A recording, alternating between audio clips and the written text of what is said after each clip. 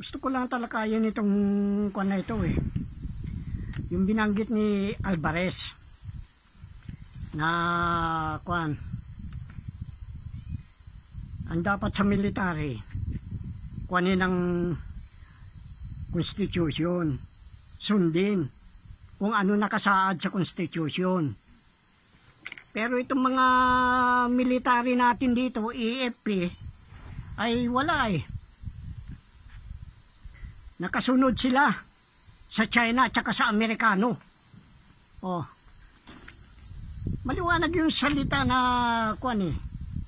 Yung preamble. Yun ang mahalaga daw, yung preamble. Dapat unawain mo muna ito, Browner. Bago kayo yung spokesman mong babae. Bobo.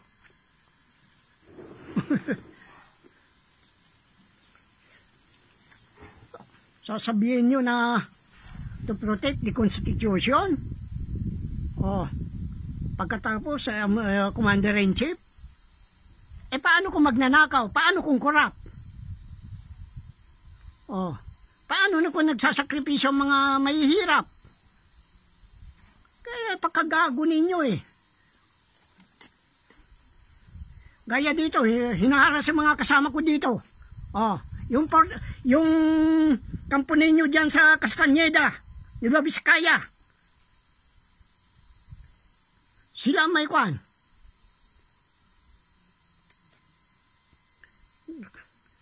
Pupunta dito. Baka sila nagsunog ng kwan dyan.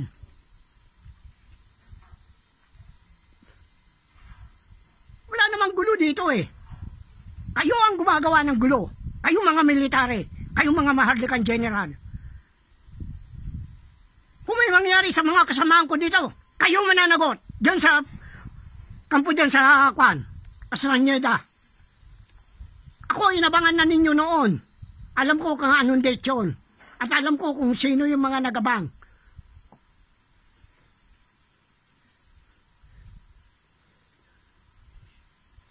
Patapos malalagyan ninyo ako ng kwan, lakad na kwan, iuhulog ninyo ako dyan sa Pantabangan. Tanginan nyo. Kasabwat ninyo mga igurot. Ang mga igurot hindi nitibo dito. Pag-aari ito ng mga kwan nito, mga ilungot.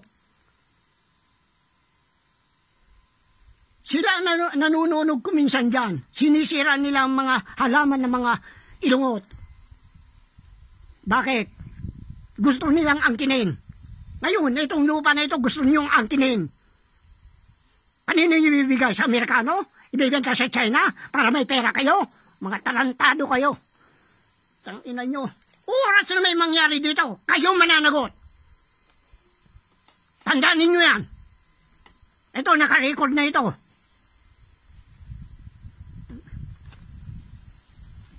Tahimik ang mga tao dito. Kayo ang gumagawa ng gulo.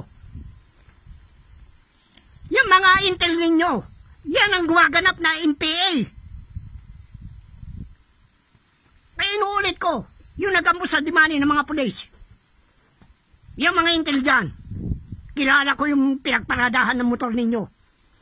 Isang reservice yun. Tatakutin ninyo ako. Haharasin ninyo mga tao dito, mga kasamahan ko. Subukan nyo. Tanginan nyo. Kayo nagtatakipan. O ano nangyayari ngayon doon sa Mindanao? Palalabasin na ninyong magmarsablo na naman. Pagkatapos kukunin yung mga Muslim. Pagkatapos kukunin ng mga kwan. Putang ina itong minsuari na ito eh. Oh, ako traba ka sa gulo ng Mindanao.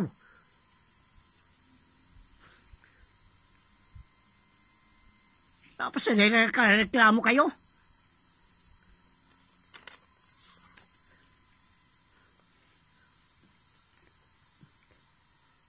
Hindi masunod ang kagustuhan nyo. Nalalagay kayo sa alanganin. Yan ang sabihin ko sa inyo.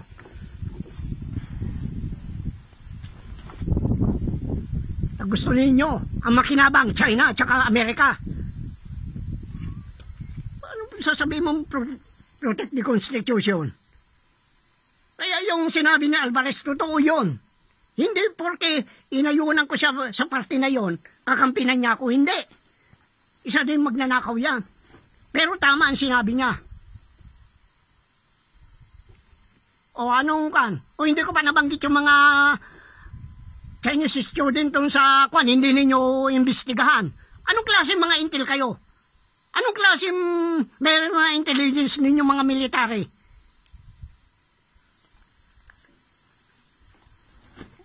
Nag-aalala kayo, baka hindi kayo mabatuhan ng Marcos Gold?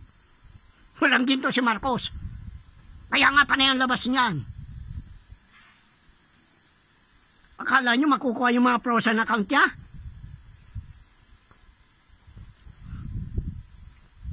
Kaya yan ang dahilan kung bakit biglang kumambyo yan sa mga Amerika.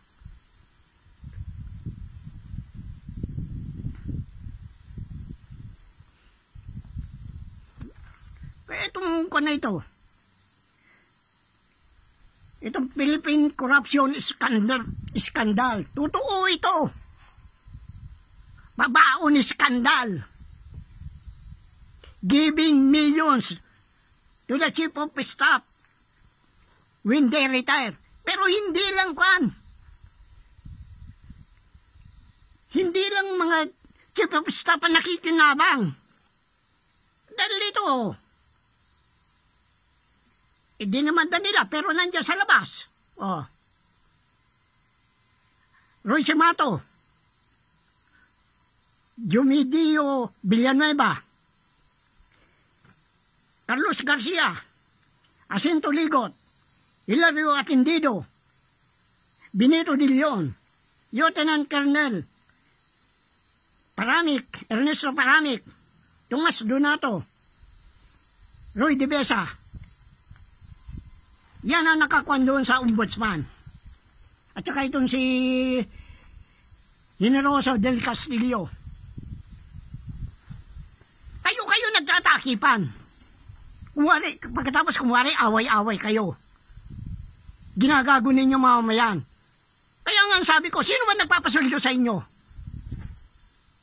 Yung galing sa 1MDB, nakapangalan sa akin.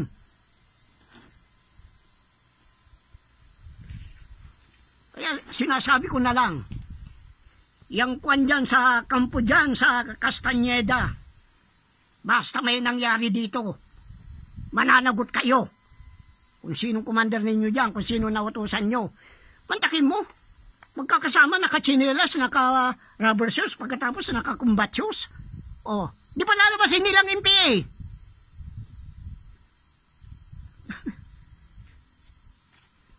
Kaya subukan nyo. Sinasabi ko na lang.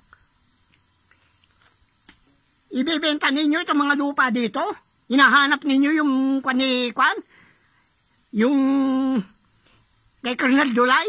Wala. Nakatabi na lahat ang mga kayamanan na yan. Wala dito. Dito, lininis. Dahil nandito yung mga maraming kwan ng mga igorot. Mga anting-anting nila yung ginagamit sa panganganyaw.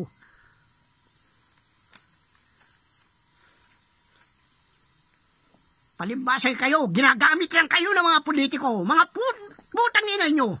Hindi ninyo pinagsisilbihan ng taong bayan. O paano nyo sasabihin na nagkukuhan kayo sa Constitution? Ano ba nakalagay doon?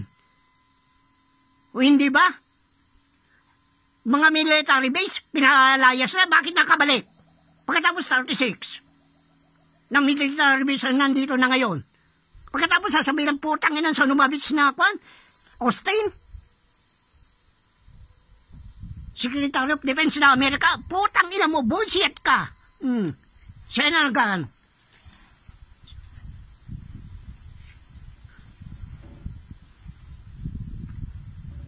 Tangina ka. Kung yung mga malalaking tao, maski na sinong kwan sa buong mundo, minumura ko, kayo pa. Tangina nyo. Sasabihin niya, hindi dapat pakialaman ng gawain ng Amerikano dito. Sino ba kayo? Dito. Ikaw putang ina mo. Austin, putang ina mo. Oh, Bullshit! Bullshit ka! Pagkatapos, kakutsaba mo si Gibo. Pagkatapos si Lorenzana, si Anyo. Tanginan nyo. Tapos, ang kapal na mukha nyo magsasalta na nakakuha kayo sa Constitution. Kung sinusunod ninyo yung Constitution, walang American base dito. Pinalayas na niya mga yan.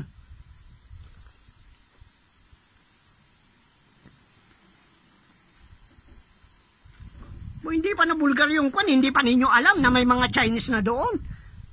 Oh. Takutin ninyo ako. Kala nyo kaya nyo akong takutin. Di magsubukan. Pababain ko yung tao doon. Sige, sumugod kayo. Tangina nyo. Kayang-kayanan lang ninyo, mahirap. Putang ina. Eto, makakarating itong kaso na ito. Yung pakikialam ninyo sa International Indigenous People. Makakarating ito. Kikwestiyonin ko kung bakit ginagawa ninyo ito. Tanginan, si Ramos nga nandoon. Kinuha niya yung mga wanang sa Kasiknan. Tanginan nyo. Kayamanan ng Pilipinas, binibigay ninyo sa dayuhan, mga putang ina nyo. O ikaw, Garcia, magkano nahuli sa iyo sa Amerika? Magkano nakumbis ka na Amerikano? 43 milyon dolyar. Ikaw ba to? Isang bag suitcase na kwan, na pera. Pinasara mo yung isang tindahan sa New York. Tangan mo, laki-laki ng ulo mo, walang utak. Pagkatapos, kumari, nakikampi kayo sa China. Kaya yan, makakasabwat yan dahil bagsak na. Inamin na ni Biden. Pagkatapos itong putang ina historiador na ito, sasabihin 200% yung binayad na utang. Liligaw ninyo? Kung sino tumanggap ng mga dolyar na yon, pag nag-reset, hindi ko tatanggapin yan. Lahat yan, baliwala yan. Kailangan bumalik tayo sa gold standard. Nanditong ginto, wala lang makaalam kung saan. Nahanap nila. Yan ang kwan, kung bakit nandyan ang Amerikano, nandyan ang kwan. In China. Okay mo, kung hindi pa na binulgar yung kwan sa Cagayan na maraming estudyante doon, hindi pa ninyo kukunin. Kasi ang gawa ng mga maharlikang general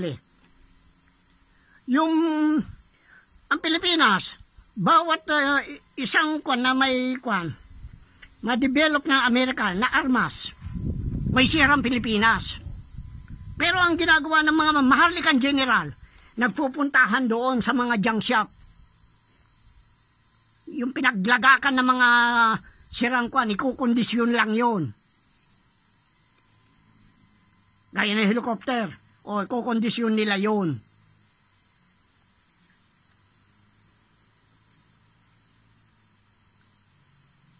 Pag kinondisyon yun, di pwede na naman. Kaya ang Pilipinas, tapunan ng basura. Kayo ang may dahilan kung bakit nagiging tapunan ng basura, kayong mga politiko. Hindi naman dapat. Dahil may pera tayo, pero ninanakaw ninyo. Ang kakapal ninyo mga maharlikang general. Ngayon, lumalapit yung kwan, North Korea.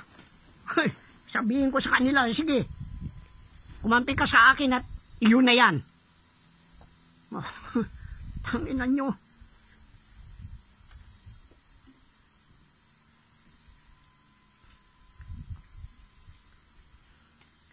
Mataki mo ba pababaunan? Meron ng retirement, may lamsam na, 3 years Bibigay yung 3 years na lamsam mo Kung magkano yun Pagkatapos, pababaunan mo pa ng mga milyon. Ay, putang ina yan. Saan ka nakakita ng ganyan? May retirement na nga, pababaunan pa. Dahil sobra-sobra ang pera. Hindi ninyo alam kung saan ninyo dadalhin. Yan ang totoo niyan. Kaya patig mga kalsada, nagagawa lang, 1 taon lang, babakbakin na. Paano yung timpla?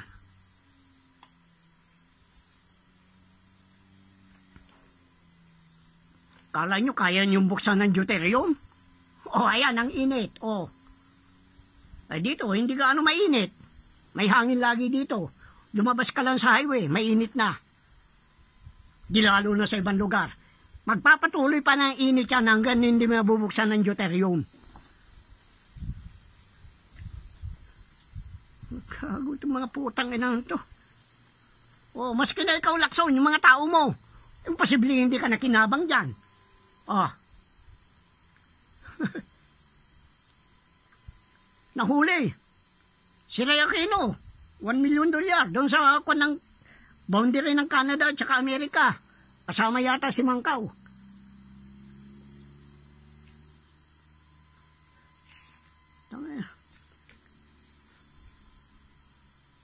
Palibasay, namiyasa kayo sa pagnanakaw. Kayong mga military. Kaya tinataas nyo yung mga sahod nyo para hindi kayo kumibo. Eh paano ngayon yan? Kaya yung sinasabi ni Trixie Angeles, nakwan, 80% ng pera nagastos na. Itong budget na 2024. Kung 80% shutdown ng gobyerno. Kaya tahimik ang mga kwan na yan eh. Nag-iingay-ingay lang kung wari yan. Pero karamihan sa congressman, wala na. Tahimik na. Karamihan sa senatong, tahimik na.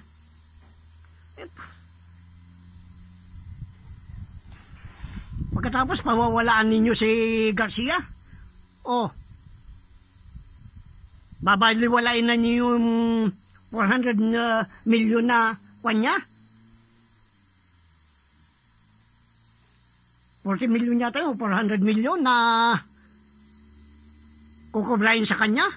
At isa din yan si putangin ng rebellion na yan? 124. Pinasusuli sa kanya, hindi na niya sinuli. Kaya nagpakamatay yung anak niya eh. Hindi makonsensya yung kwan eh. Yung ginawa nila eh. Ang ama niya.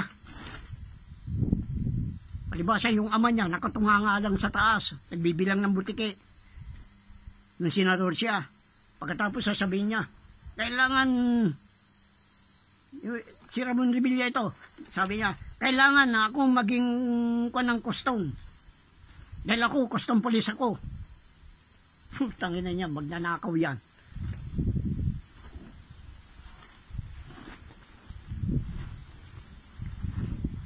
Yung napakasaklap yung ginagawa ninyo.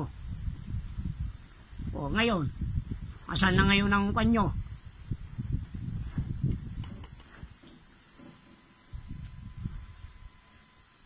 Pababayaan ko lang kayong magbayad ng magbayad. Pero hindi ko honorin yung mga kwan na yan. Yung mga dollar na yan. Maski na China, dito nag-iimprenta. Pinadadaan lang sa Hong Kong, Shanghai. Kaya yung putang inang mga container doon na ikinuha ni Dani. May yati doon. Baka yun, doon kinakarga yung mga yuan na yan. Tangina, Ibdani na ito. Kababayan kita pero walang yaka. Sinusuka ka. Putang ina ka.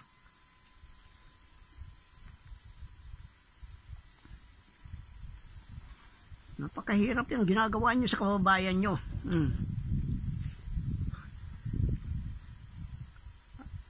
Yan ang sinasabi ko sa inyo. Kung 80% yan, di wala na. Shutdown ng gobyerno. Wala nang pansahod eh. Inuubos na nila kabibiyahe. Kaya nagnanakaw na sa Pugo. Pero yan, palusot lang yan. Pero nag-iimprenta ng dollar yan.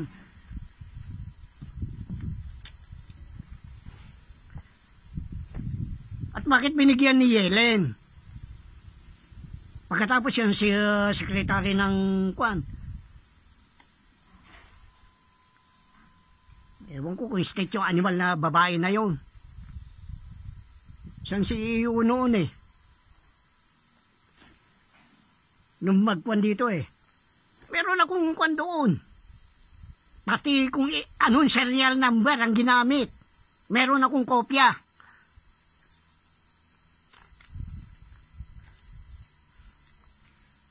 O, ano nangyayari ngayon sa'yo, Bongbong?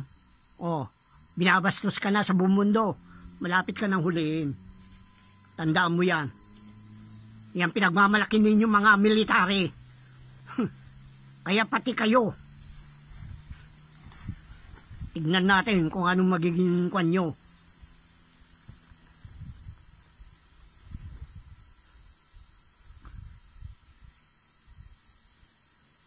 Pakahirap. Talagang mga walang iya itong mga putang ina mga ito eh. Ang takim mo. Ang daming Chinese doon.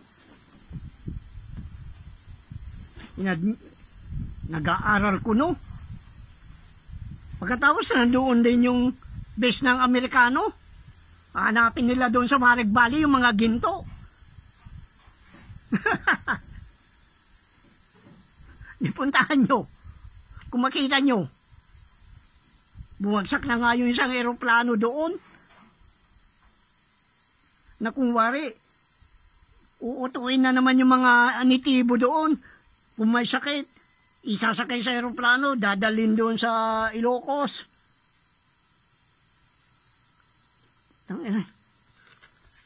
Pakikitaan lang kayo ng kabutihan, pero kayo, anong ginagawa sa inyo? Sinasaksak kayo sa likuran.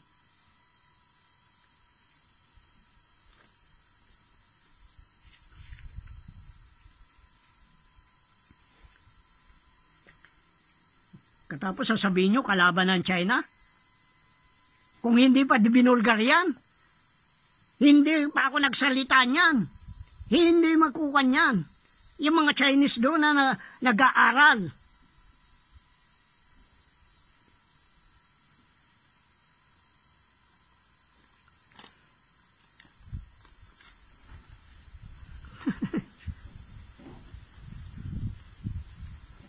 O di magkasama yung Amerikano at saka China doon.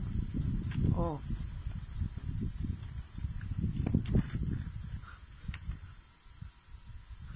Dahil yan, parehas bagsak ang ekonomiya niyan, kaya natatarantay ang mga yan.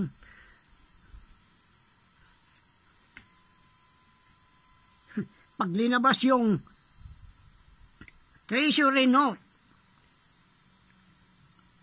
maging silver edition o gold edition. Kung hindi nyo kayang bayaran yon, kukunin yung ginto sa inyo. Nasaan ang ginto?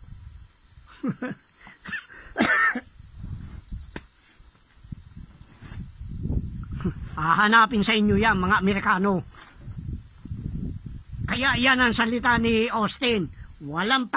Sino man walang pwede makialam dito sa panang Pilipinas. Ako, pwede. Tangina ka. Bakit sino ka ba? Oh, huwag mo sabihin, Amerikano ka, kinakatakutan kita. Tangina mo. Palibasa, gobyerno ninyo, parang gobyerno ng Pilipinas. Mafia. Sindikato.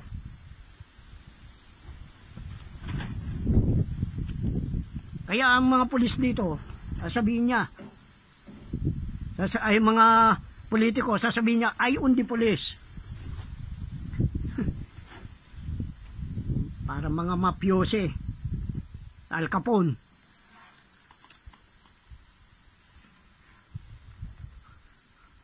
Tangina, akala siguro ng mga na ito, mababatuhan sila ng mga gold bars ni Marcos eh.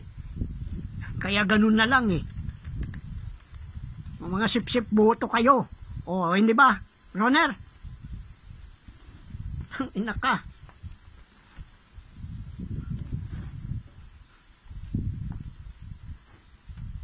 Malalaman at malalaman ng buong mundo yan. Alam na kung anong pakay nila dito sa Pilipinas. Alam na. Kaya mas kinakapalan na nila mukha nila. Basta makamit lang yung gusto nila. Sino ba gumawa niyan? Script lahat ni Marcos yan. Katulong niya si Enrile.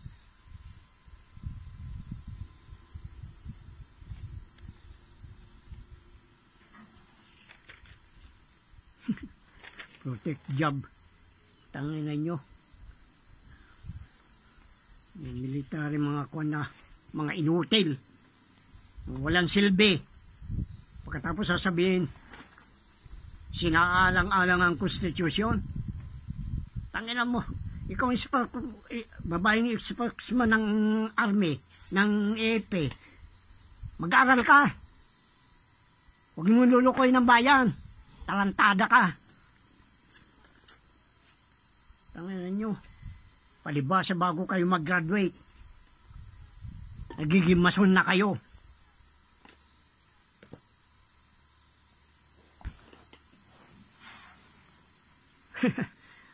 O, di sumiklab yung kanon sa Mindanao. Anong pakialam ko doon? Miwalay kayo kung gusto nyo.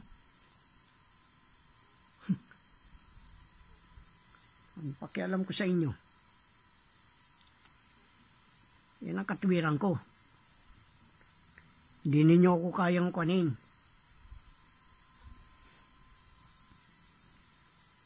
Napakahirap yung kan na yan, oh. Lahat ng pinagbulukan dito, pagkatapos dadalhin nila sa China. Magkasabot yan eh. Dahil kay Marcos, pagkatapos sabay, kuwari kalaban. Putang ina ka, Marcos ka. Hayop ka. Oh, di ba? Hayop ka. Hindi ka tao. Oh, kung tao ka, marunong ka magpakatao.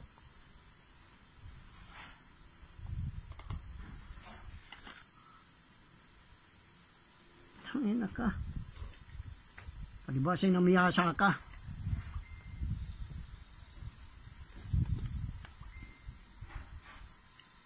Ang laki ng hirap ng mga kababayan natin dito na mahirap. Pagkatapos kayo nagtatamasa. Hindi naman ninyo pera yan. Kaya yan ang pinaglalaban ko.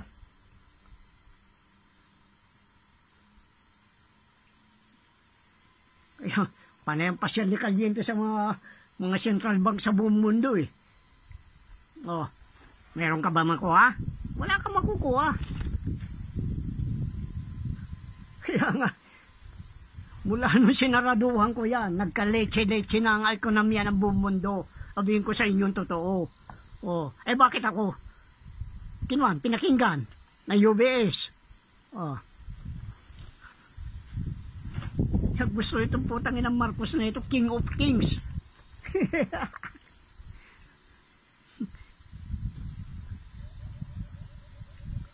Kaya mga military dito, mga inutil lahat yan. Kaya sinasabihan ko kayo inutil eh. Oh, mga wala kayong silbi. Pinanggagalingan lang na yung sweldo niyo. Nanggagaling siya nakapangalan sa akin ng mga nakaraan eh. Oh. Eh ngayon, wala na kayong masahod. Putangina nyo. Tignan ko lang ang galing nyo. Madidikomisyon kayo lahat. Tangina nyo. Pakialam ko sa inyo. Di magsilbi kayo na walang sweldo. Kung gusto nyo.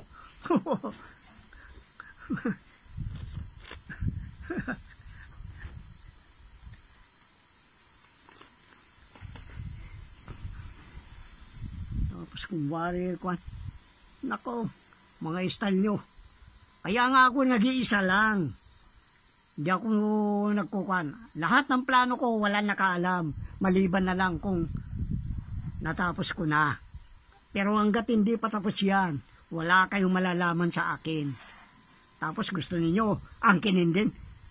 Makuha ng Amerikano yung mga treasury bond na yan, mga, kaya nga, pag may nabalitaan silang may treasury bond takbuhan na kagad yung mga CIA dito, mga Amerikano Oh, nakikiramdam na dahil aagawin nila.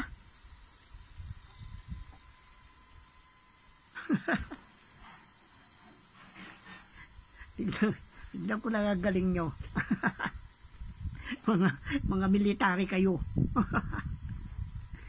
Kaya may mangyari lang sa mga kasamaan ko dito. Mananagot kayo lahat sa akin. Kayo nandiyan sa Castañeda. Mantakim mo. Kasama nila, nakachinelas, naka-rubber shoes, nakakumbat. Palalabasin nila yung kasama nilang MPA. Pagkatapos, kunwari, magbabarilan, pero sa taas naman nagpapaputok. Kaya, itong mga maharlikang general na ito ang gumagawa ng gulo dito.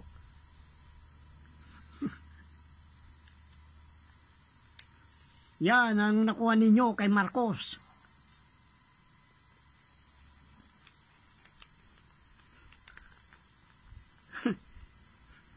Itong kaso na ito, aabot ito sa indigenous people. Utangin na nyo ngayon. Ano mga kukuhan nyo? Mananagot kayo ngayon. Pairalin yung 01-4. Tapos yung takim mo. Isa na yan siguro si Noveras. Noveras may kaso din. Maraming kaso yan. Yung dating gobernador. Yung Quarry.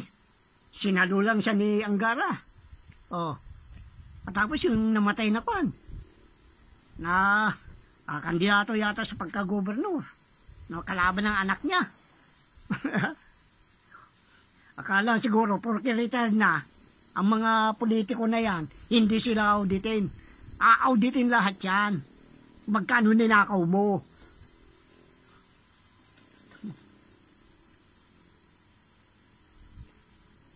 Wari, away-away na ko.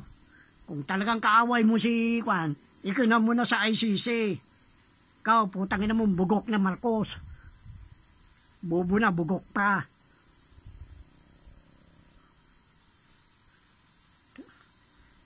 Tingnan mo, mga nakaupo sa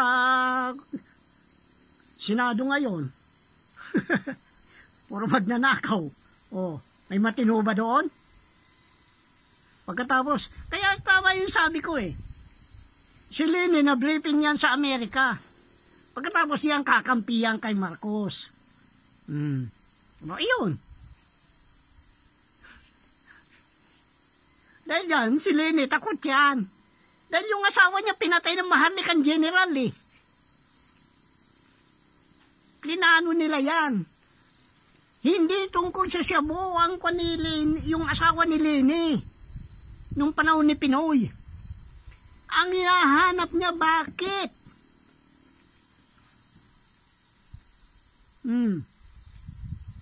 Bakit maraming pera ang mga maharlikang general?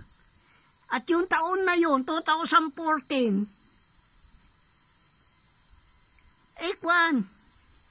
nag-imprenta dito ng dollar.